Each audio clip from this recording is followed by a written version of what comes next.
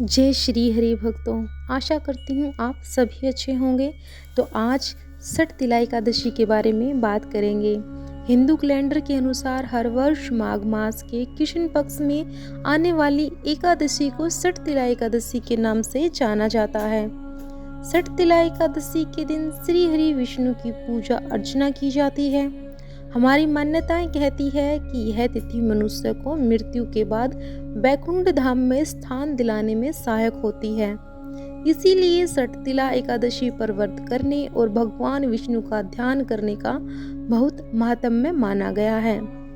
सठ तिला व्रत करने से क्या होता है? हिंदू माघ मास में आने वाली सठ तिला एकादशी को धार्मिक दृष्टि से बहुत महत्वपूर्ण माना जाता है। मान्यताओं के अनुसार भूलवश किए गए पाप कर्मों का पश्चाताप करने के लिए सठ तिला एकादशी का व्रत और पूजन करना चाहिए।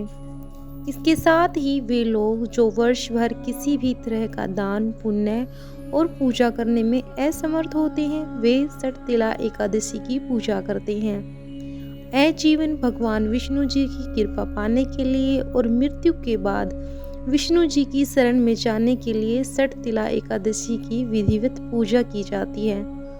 अब सठ तिला एकादशी का महत्व जानिए। सठ तिला एकादशी से जुड़ी पौराणिक कथा में नारद मुनि भगवान विष्णु से पूछते हैं कि पृथ्वी लोक पर रहने वाले मनुष्यों को नरक की यातना भोगने से बचाने के लिए क्या उपाय है। तब भगवान विष्णु ने नारद जी को सठ तिला एकादशी की महिमा कहकर सुनाई। जो मनुष्य सदा के लिए मेरी शरण में रहना चाहता है, उनके लिए सठ तिला एकादशी एक शुभ अवसर होता है। सठ तिला एकादशी पर किया गया दान, पूजा और व्रत का लाभ कन्यादान और सवर्ण दान के बराबर पुण्य फलदायी होता है। हजारों वर्षों की तपस्या से जो फल प्राप्त होता है, वही फल एकमात्र सठ तिला एकादशी का व्रत करने से मिल जाता है। साथ ही अगर आप सठ तिला एकादशी के दिन व्रत नहीं भी रख पा रहे, तब भी आप अपनी पूजा और दान में तिल का प्रयोग कर सकते हैं। मान्यताओं के अनुसार इस एकादशी पर भक्तों द्वारा किया गया तिल का दान और विभिन्न तरह से किया गया तिल का उपयोग बेहद महत्वपूर्ण माना जाता है। सठ तिला एकादशी में तिल का महत्व है तो हिंदू धर्म में मान्यता है कि तिल की उत्पत्ति भगवान विष्णु से हुई है। इसीलिए तिल को नैवेद्य के रूप में चढ़ाना या उसका दान करना बहुत ही शुभ माना गया है। माघ मास के कृष्ण पक्ष में एक ऐसी एकादशी मनाई जाती है जो तिल का दान करने के लिए अत्यंत शुभ है। इस दिन तिल का 6 रूपों में प्रयोग और दान करने से स्वर्ग की प्राप्ति होती है। इसीलिए यह एकादशी सठ तिला एकादशी के नाम से जानी जाती है। सठ तिला एकादशी के दिन जो व्यक्ति जितने तिल का दान करता है, उसे उतने हजार वर्षों का तक स्वर्ग में स्थान की प्राप्ति होती है। और इस दिन तिल का प्रयोग इस प्रकार होता है, जानिए। काले तिल का उपटन लगाइए, तिल मिश्रित जल से स्नान कीजिए, तिल से हवन कीजिए, तिल का तर्पण कीजिए, तिल का भोजन और विशेष रूप से तिलों का दान। इस प्रकार जो सठ तिला एकादशी का व्रत रखते हैं, भगवान विष्णु उनको अज्ञानता पूर्वक किए गए सभी अपराधों से मुक्त कर देते हैं और पुण्य दान देकर स्वर्ग में स्थान प्रदान करते हैं। इस कथन को सत्य मानकर जो भक्त यह व्रत करता है, उनका निश्चित ही प्रभु उद्धार करते हैं। सठ तिला एकादशी 2024 में कब है, जानिए। तो 2024 में सठ तिला एकादशी का व्रत 6 फरवरी यानी मंगलवार को रखा जाएगा। भगवान विष्णु को समर्पित यह महत्व सभी 24 एकादशियों में एक महत्वपूर्ण एकादशी है। इस दिन सच्चे मन और प्रभु के प्रति सच्ची आस्था के साथ लिए गए व्रत से मनुष्य को सभी सुखों का आशीर्वाद मिलता है, उसकी सभी मनोकामनाएं पूर्ण होती है।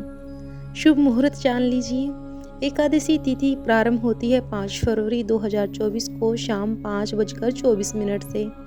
एकादशी समाप्त होती है 6 फरवरी 2024 को 4:07 पर। तो हम उदय तिथि के साथ ही एकादशी मनाएंगे, यानी कि 6 फरवरी को।